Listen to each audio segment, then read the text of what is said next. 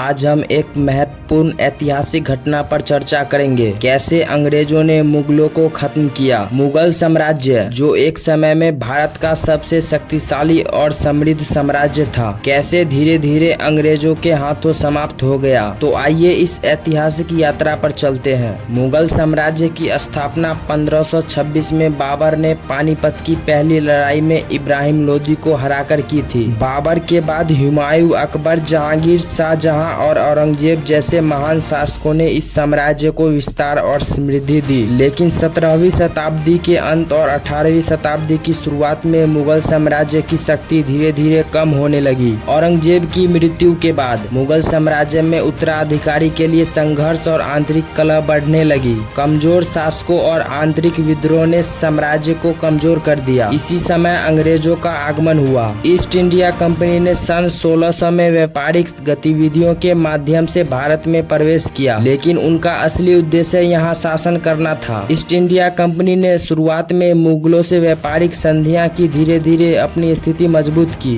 पलासी की लड़ाई सन 1757 और बक्सर की लड़ाई सन 1764 के बाद अंग्रेजों ने बंगाल, बिहार, उड़ीसा पर नियंत्रण स्थापित कर लिया। इन जीतों ने अंग्रेजों को भारत में एक महत्वपूर्ण शक्ति बना दिया और मुगलों की शक्ति को और भी कमजोर कर दिया। पलासी की लड़ाई में अंग्रेजों ने बंगाल के नवाब सिराज उद दौला को हराया। इस लड़ाई में अंग्रेजों की जीत का मुख्य कारण उनके द्वारा की गई साजिश और विश्वासघात था। उन्होंने नवाब के प्रमुख सेनापति मीर जाफर को अपने पक्ष में कर लिया, जिसने युद्ध के दौरान अंग्रेजों का साथ दिया। बक्सर की लड़ाई में अंग्रेजों ने मुगल सम्राट शाह आलम द्वितीय, अवध के नवाब शुजा उद दौला और बंगाल के नवाब मीर कासिम की संयुक्त सेनाओं को हराया। इन जीतों के बाद अंग्रेजों ने धीरे धीरे पूरे भारत में अपनी पकड़ मजबूत की। उन्होंने भारतीय समाज में फूट डालने के लिए फूट डालो और राज करो की नीति अपनाई। अंग्रेजों ने मुगलों को केवल नाम मात्र शासक बनाकर छोड़ दिया और वास्तविक सत्ता अपने हाथ में ले ली। मुगल सम्राटों की कमजोर स्थिति का फायदा उठाकर अंग्रेजों ने दिल्ली पर भी नियंत्रण स्थापित कर लिया। सन 1803 में दिल्ली पर कब्जा करने के बाद उन्होंने मुगल सम्राट को केवल एक नाम मात्र का शासक बना दिया। बहादुर शाह जाफर, जो अंतिम मुगल सम्राट थे,